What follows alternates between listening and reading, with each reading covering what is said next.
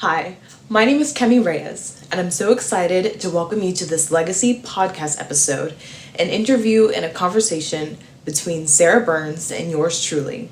Definitely feel free to check out iaffirmmyself.com for more information, as the I Affirm Myself method is now launched. If you have any questions, feel free to comment below and reach out to me personally.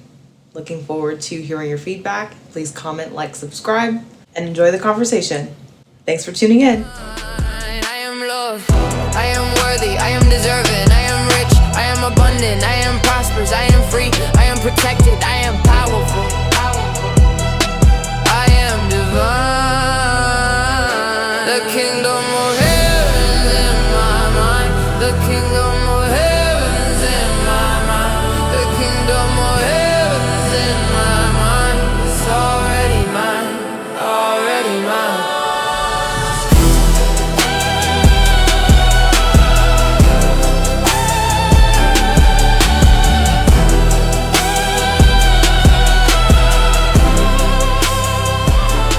All you gotta do is walk. All right, here we are. Welcome back to our amazing show. Today I have Sarah Burns with us, and I am so excited to hear from you because you are an amazing self-starter. As long as I've always been following you, you've always been an ambitious leader, and I think it's really cool that we have roots from all the way back in middle school, which is crazy. So you take it away. Sure. Well, thanks, Kemi, so much for having me on this podcast. It's so great to have you here and, to just be in the same space as you. So I think since we knew each other, I had been, really interested in the environment. And that was sort of one thing that motivated me a lot in my life. And I decided that, I was going to go the route of energy, because energy is sort of at the beginning of all of our climate problems. Right. Start at the beginning. So I was really, really curious about what you said about how it sounds like you found your purpose driven, which is very obvious. I mean, anyone that talks, there is a language and like a level of energy for people that are chasing a purpose versus people who aren't. And, it's at a certain point, it becomes very obvious. Obviously, everyone's at a different stage, but you've obviously stepped into that. You are obviously aware of, who you are in your highest self, and you are constantly working towards that every day. Yeah, and it's easy to see. So I'm curious about what that progression looked like for you, because a lot of people I talk to, whether it's clients or, youth that I'm serving, a lot of them don't even know what they want. That's like a big issue in the society day and age. Like a lot of people are stuck in that rut because they don't even know what their purpose would be or what cause they would be, most passionate about. So can you walk me through what that looked like, discovering that for you? Like, was it an experience you had growing up, or, go into detail? Yeah. It was sort of a happenstance kind of situation where my parents had the TV on, and there was actually a music benefit concert. You know how like sometimes they have those I remember the one that like Queen I mean, I wasn't alive then, but there was the one that Queen like Citizen. That's what I was thinking of. What? The Global Citizen concert? Yes. Yeah. Yes, the Global Citizens concert. And so I don't know if it was that one specifically, but it was a concert. And I remember after that, there was a commercial, and I think it might have been funded by a nonprofit to basically help promote environmentalism. But I saw the commercial about polar bears losing their homes, and I think it was one of the first times that I had actually seen something like this. And so, for people who are listening, I would say get rid of the expectations. And I know that's easier said than done, but like get rid of the expectations that society has about you when it comes to what you're supposed to do, and really embrace your emotions. And I feel like that's kind of hard for some people, especially men. We're told, men are told that they're not supposed to really show their emotions or feel their emotions as much. But it's so important, because that's where your passion is. If you don't feel your emotions, you're never going to feel your passion. And so you will never know what it's like to be able to follow something that you really care about. Um, so yeah, I would just be on the radar, on the lookout for finding something that you're passionate about. And in the meantime, do something that makes sense. For now, maybe you can do something logically that pays the bills, but be open, like have an open heart, an open mind, an open energy, looking for those things around you that could spark that passion.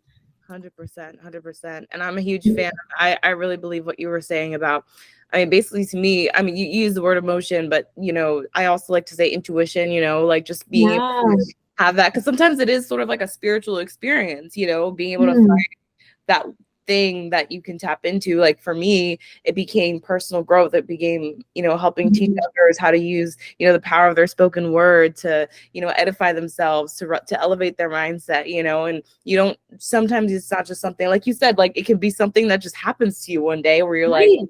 whoa, that's really inspiring, Right. and then Mhm. it was more of a journey, it was like over time, I had like a bunch of life happen and then had to figure it out. Mm. Life happened and I had to figure things out, So I love that it looks different for everybody, but it's like it doesn't even matter how you get there because like once it happens, the feeling is just as magical.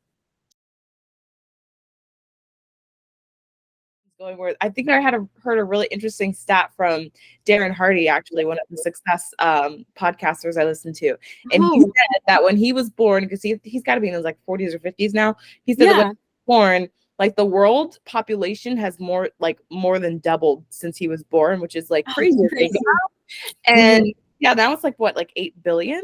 And then yeah, I'm curious about that, like stemming off of that comment, because that is a natural progression that you can only do so much about, right? So Right. in terms of renewable energy now, what you're saying about climate change, because I'm still learning about this subject too. Like I don't have a lot of knowledge on this topic area, which is why I'm really happy that we're having this conversation. So Yeah.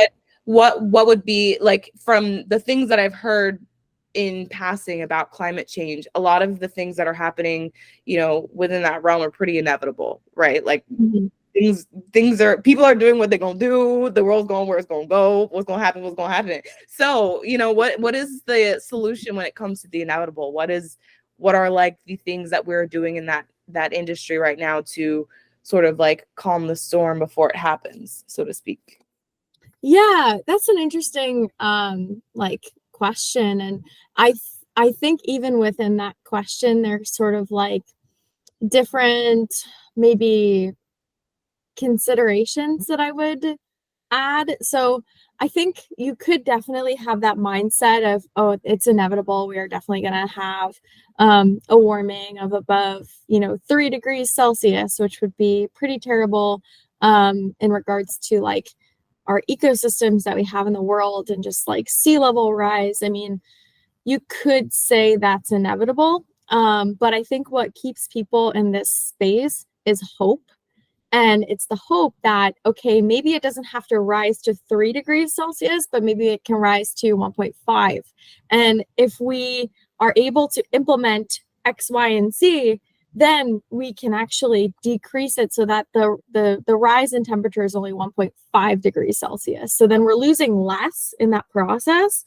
And I was actually just at the MIT Energy Conference, and there was actually a discussion where somebody was presenting their product, and I can send you the product name later as well. But it was something where it's actually an interactive platform that is offered to customers, and you can actually change different criteria to be able to determine what the percentage in change in temperature will be globally. So, like, if you do certain things with policy, for example, like if we had, I know that they also talk about population. Again, that is a touchy subject, but let's say, for example, we have more women who are educated. Generally, with more education, there is a stability or a decrease in population because women are more preoccupied. They have jobs, they're doing other things. They don't have enough time to take care of their kids. And so that actually can have a pretty big impact on population. So if you like decrease population by, let's say 500 million people, you can actually put that into this tracker, this platform, and it'll actually show you, okay, as a result, this is how much less energy you'll be using, this is how much less agriculture you'll be consuming, and this is how much less our projected carbon dioxide levels will be. And therefore, this is how much less the temperature will rise. So like we have models, we have the capability to try different things and then see which different aspects are going to work to help mitigate climate change. I just had like a random like loopy thought. Just yeah. No, because I'm like picturing what you're saying. Like, yeah, I can send you a picture too. I feel like it's hard to sometimes visualize, but it's you know how humans are like body temperature, like we're all like 98.6 or whatever. Yeah, right. So they have that thing where you walk into a crowded room, it's automatically warmer because there's more people in it. Yep. I'm like, is that what happens with the world? Like, yeah, you know what? That's a good point. That's a good point. We have a lot of people in Antarctica. It's just gonna melt anyway, right? I know. Crazy about that. I actually did see this video, and I wonder if I have it bookmarked somewhere because I think I found it. It was like a reel on Instagram or something, and it was actually there was a visual of representation of like the billions of people on the planet, and the way they rendered the model was by putting people like they had a visualization of New York City. If everybody was everybody in the world was standing shoulder to shoulder in New York City, and then it like panned out, and I'm gonna see if I can find it and send it to you. But visual, because I was like, whoa, that's how many people are in the world. Like that is a lot of people. That's a lot of people. Yeah, I would like to see that. I love that concept, and actually I'm writing a book about this. I love that concept of sonder. If you're familiar with the word, are you familiar with that word? Not a lot of people are. I am, yeah. I think there's a company named Sonder. They're a rare one. I'm sure there is, because it's a beautiful, just what it means is beautiful to me. I mean, it's the concept that like you can walk around on a busy street. Every single person around you has just as vivid of a life as you do, and just as great a background and a backstory as you do, but you're passing each other on the street like you're an extra in somebody else's movie. Like that is such a, I just got chills saying that. That is just such a like powerful, because it helps me remember, especially in this crazy world we live in where people are, healing from 2020 quarantine, people are figuring out their identities, and everybody's in this massive healing era, right? And I feel like it helps me humanize people, especially when I get frustrated with others, Oh, definitely. Everybody has a story, right? And everybody has their background and challenges and things that they've been through in their life that are just as vivid, if not more than mine. It helps me recognize that. So I love that perspective you bring, just like, and I like thinking about that too, where I'm like just standing, like, I'll put out a visual, just standing in the middle of like an empty hiking trip, and it's just in nature or whoever I'm with, right? And it's quiet, but simultaneously, I mean, there's people everywhere in the world experiencing something completely different in that moment. It's really beautiful part of the human experience when you come to that realization. Yeah. And it's similar to this idea too of when you don't really know what's going on in people's heads. So let's say, you were saying kind of like healing from 2020, 2021, and also dealing with other people, right? I mean, that's like such a big thing. I feel like it's hard for us to recognize sometimes what other people are going through. But then that idea of Sonder, like you were saying, if you think that someone else has just as colorful of a life as you, if not more, then you could also apply that to maybe the areas in which they let you down. So let's say they're not able to meet up for coffee and they say that they would, or they're not replying to a group chat and you really want them to because it makes it more active, right? Like you can imagine the scenarios in which you've probably not been able to be there for other people because maybe you're trying to fit so many things into a day. Maybe you're tired. Maybe you don't feel well because you didn't eat something well the previous night, right?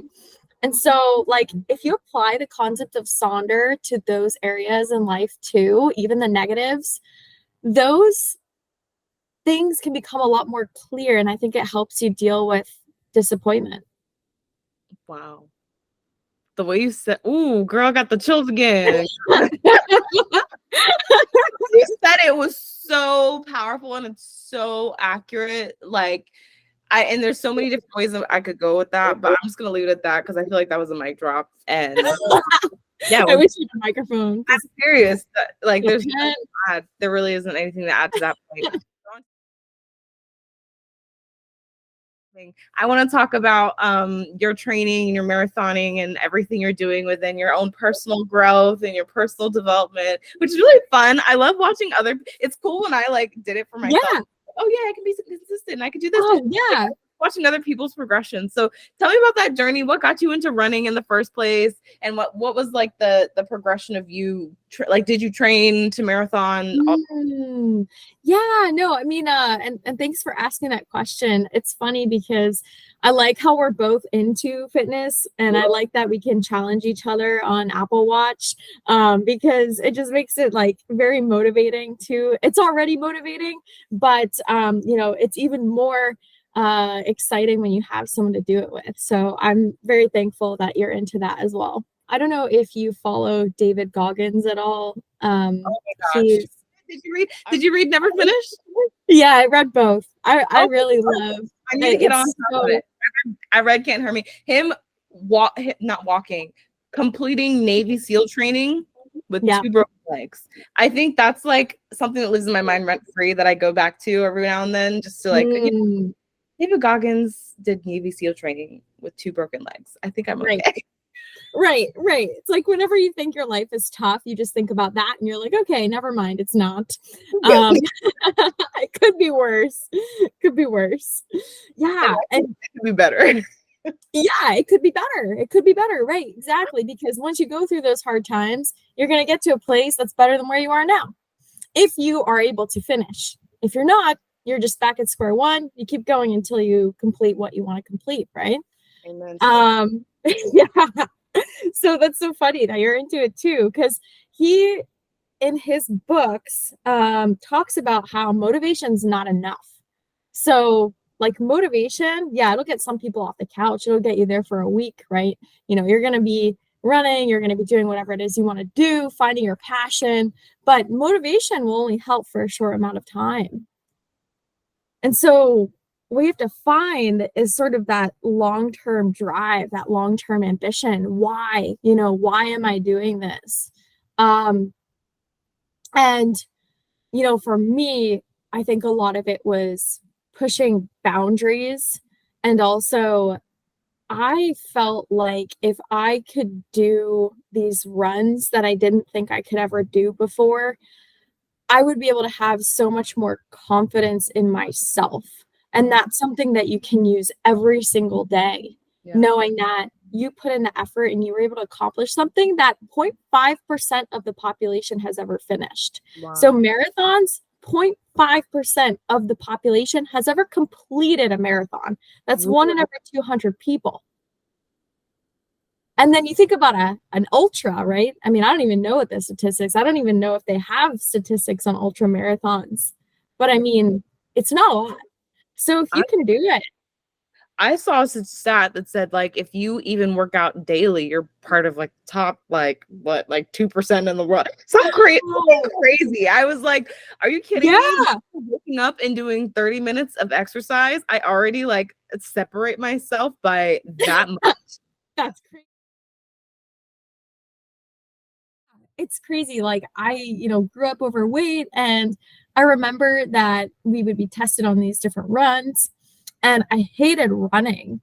So, I know that I would try and I would do the miles. And I remember I had a PE teacher that, was very, very impressed because he was like, wow, you are doing so well. You are trying so hard. And I wouldn't do as well as the other kids because I just physically was not built that way. I was overweight, so I couldn't do as well as the other kids, but I tried so hard. And I think when people looked at me, they were like, oh, she's not going to do very well. But then I would do better than some of the other kids because I would try so hard to, prove that I wasn't actually that kid that everyone thought I was. I wasn't actually like overweight. It was almost like I tricked myself and thought like, oh, I can kind of just run with like the other kids. But I hated it. And I still didn't get great times. I think it was over 10 minutes. Like, that was miles were hard. And pacer, yeah, forget about it. I mean, like sprints. No. Last like I'm out. Bye, y'all. No, that was out of the question. That did not happen. So I think growing up and knowing that running was really difficult and also kind of equating running to being overweight and self-worth regarding that, when I do it now, it kind of has this link to being a child and not feeling good enough and being overweight. And so it's a proof to myself that I can get beyond that and that I've actually grown as a person into someone who is very different, but still connected, to that child. And so like the further I go, the further I run, I can prove to myself that I am evolving into a new person. So that's a big motivator for me. What do you feel like you are learning or growing through in this season, whether it's anything that we've talked about through your work with renewable energy, or if it's something to do with your purpose and self-growth, all those, bringing it all together? Like, what is something that you feel like in this current season, because you and I talked privately about the pruning and all that, so I don't know if that's still going on for you, but yeah, what are you learning right now? Yeah. So it's a really good question because I think in the past, I had focused a lot on one thing. And the thing that I focused on was the environment and energy. How can I heal the world? But the really big thing that I didn't focus on was how can I heal myself? Yes, I really think that I am focusing now on healing myself and then, in that process, becoming a more well-rounded person.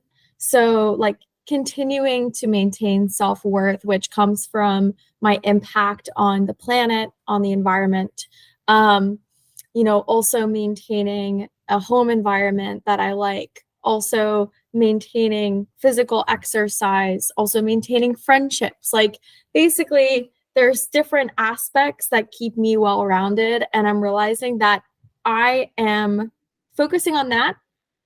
And a big part of creating that is time management.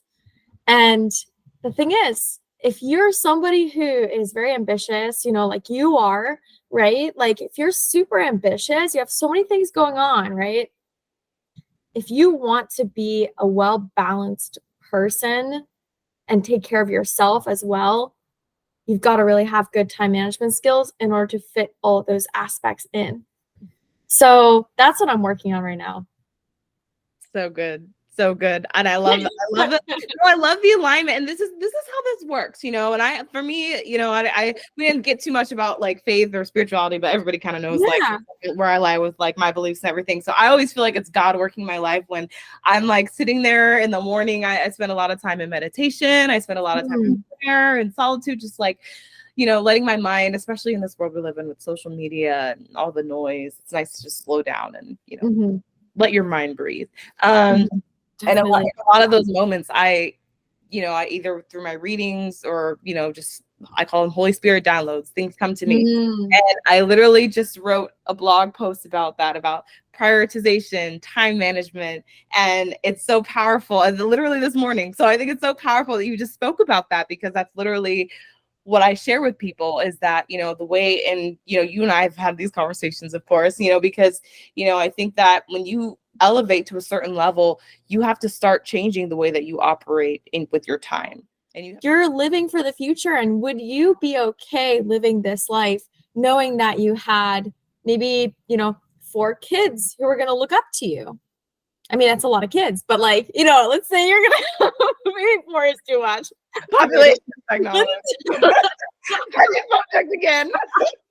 But no, 100%. It's literally the forward thinking mentality. And I guess one thing we can end on, and you can share your thoughts on this as well. Something that I had a cool conversation. I love to play this game with people sometimes. So maybe we'll play it right now. In your opinion, what is the greatest resource on the planet? Ooh, I mean, sunlight. It's everything. That's fair. Maybe that's a sunlight. And actually, I just saw some research the other day that said you should get like an hour, or not an hour, but like within an hour of waking up, like you're supposed to go outside to like. Oh, okay. Well, I need to go outside more. I know a lot of people are not doing that. Like, I know I live in Florida and I'm not doing that. So I know other people are not doing that. Oh, man. Yeah. But yeah, I'm curious. Amazing. And I think that's so legit, especially with how many things you can do with the sun. In my opinion, whenever I'm asked that question, I believe the greatest resource on the world in the planet is human beings, because if there's any kind of situation or problem that there is to solve on the planet with physical resources, we're the ones that are going to be left to have to solve it. We're the ones that are going to have to be left to figure out a solution for how to live, how to carry on, regardless of what happens on our earth physically, we're going to ones. Even I don't know, we got some funny theories out here, and Elon Musk out here on Mars. But you never know, you know what I mean? Like, this world is changing so quickly, both and within our, within our systems and in our societies, that I definitely believe that humans are the future of, no matter what happens, like we're gonna be here and we're gonna have to figure out how to live. Oh, yeah. Yeah, for sure. I mean, we are going to find a way to make it work. And that's so interesting. And that aligns with your passion, that aligns with like what you really love, which I think is helping other people, right? And also helping yourself, it's like you're putting your seatbelt on first, and then you're able to, help other people as they navigate through life. 100%. Well, thank you so much, Sarah. Thank you for coming on. It's just been a love. This has been probably one of the most fun times I've had. Seriously, we're already good friends, and we already talk periodically. We operate at very similar levels, so it's no surprise, but it really is a pleasure having you on here. Definitely check out I Am Academy, iamacademy.info, and thank you so much for joining us, everybody. We are looking forward to the next time. See ya. Thank you.